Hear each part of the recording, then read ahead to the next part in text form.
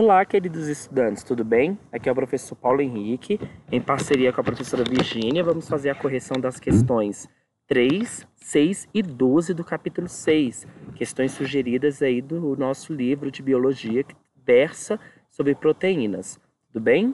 Então, olha só, vamos passar para a questão de número 3. A questão de número 3, pessoal, da página 104, ela é uma questão adaptada da PUC e ela diz o seguinte: preencha as frases abaixo com as proteínas correspondentes. Então, o que acontece? Aí nós temos uma sequência de proteínas, certo? Ovoalbumina, insulina, miosina, caseína, hemoglobina e também a queratina. E existem várias frases e nós temos que relacionar. Vamos lá. Letra A. Proteína motriz que gera movimento nas células musculares. Pessoal, a proteína motriz, né, que tem uma função estrutural e que gera essa movimentação, esse movimento dos músculos, é a miosina, bem conforme nós vimos na aula. A letra B, proteína sinalizadora que controla os níveis de glicose no sangue. Nós já falamos bastante dessa proteína, né? É a insulina, pessoal. A insulina que tem como função pegar a glicose que está no sangue e colocar dentro da célula. É um hormônio proteico, é um hormônio formado por aminoácidos, certo? E que tem essa função de pegar a glicose em excesso e colocar dentro das células. Tudo bem? C. Proteína em maior proporção na clara do ovo. Aqui vocês viram a aula gravada da professora Virgínia e ela fez um experimento muito bacana, falando inclusive da desnaturação. É a ovoalbumina.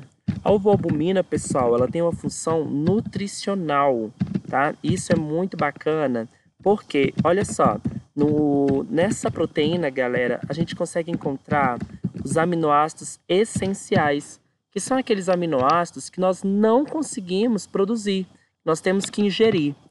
Aí vem a letra D. Proteína transportadora que transporta oxigênio nas células sanguíneas. Hemoglobina, a gente já falou dela quando nós trabalhamos com sais minerais. A hemoglobina, pessoal, ela se combina também com um sal de ferro, tá? Para poder executar a sua função.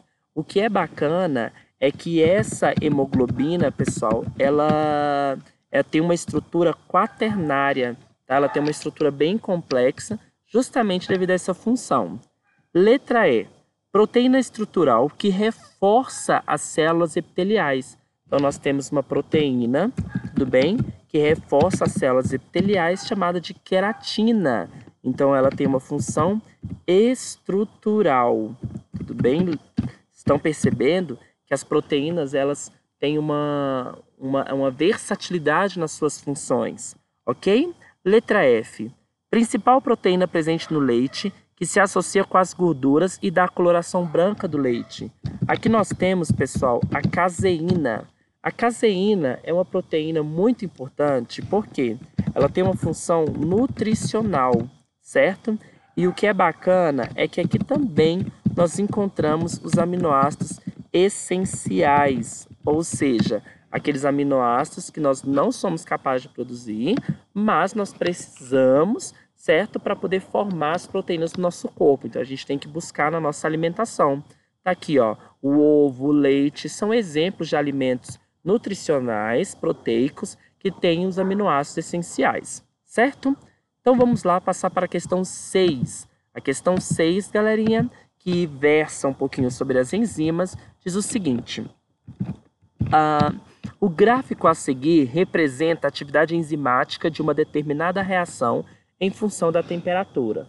Lembrando que as diferentes enzimas, elas podem atuar de forma diferente em temperaturas diferentes. Não necessariamente uma temperatura como, por exemplo, 30 graus vai ser o ponto ótimo para todas as enzimas. Isso vai variar, então a gente tem que analisar o gráfico. Quando a gente analisa aqui o gráfico, aqui a gente tem, ó, a atividade enzimática e aqui a temperatura, indo de 0 até 60 graus, certo? O que nós podemos observar? Que no início do gráfico, essa enzima está inativa e que a 30 graus ela está com o seu ponto ótimo de funcionamento. E depois disso, começa a afetar a sua estrutura e o seu funcionamento. Então, o que nós podemos colocar? Olha só, a enzima atinge o seu ponto ótimo. O que é esse ponto ótimo, né? O seu ponto ótimo de funcionamento aos 30 graus, certo? A partir do momento em que aumentamos a temperatura,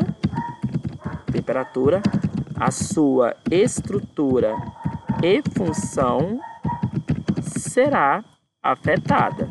Será afetada como? Vamos dar uma olhada na letra B. O que acontece com a enzima, pessoal, entre 50 e 60 graus?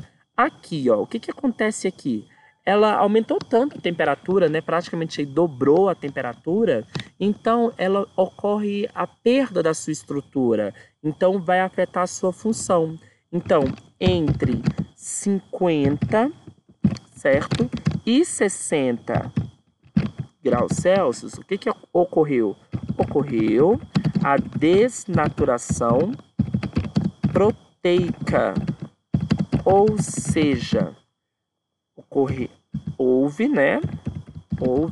a alteração da estrutura da proteína, afetando a sua função. Tudo bem? Então esse é o gabarito da questão 6. A questão 12 diz o seguinte, pessoal: o ovo cozido é uma fonte importante de lipídios e proteínas. Os principais lipídios são o colesterol e a gordura saturada. No caso das proteínas, a principal é a ovoalbumina, que após o aquecimento coagula devido ao processo de desnaturação. O que acontece quando a proteína é desnaturada? Gente, essa questão é muito bacana porque ela casa exatamente com a aula gravada da professora Virgínia. Ela fez esse experimento com vocês, né, mostrando a desnaturação proteica. A desnaturação, o que é então que a gente vem falando, né? Ela é, olha só, é a perda da estrutura inicial da proteína, que pode afetar o seu funcionamento. Opa, digitei aqui errado. O seu funcionamento. Tudo bem? Então, o que acontece, galera?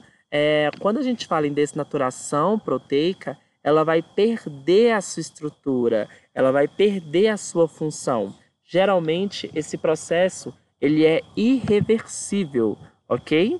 Pessoal, eu espero que vocês tenham entendido essa parte. Ficamos aqui, muito obrigado pela sua atenção, bons estudos. Aqui são os votos dos professores Paulo Henrique de Souza e Virgínia, da equipe de Biologia do 9º ano. Muito obrigado, bons estudos.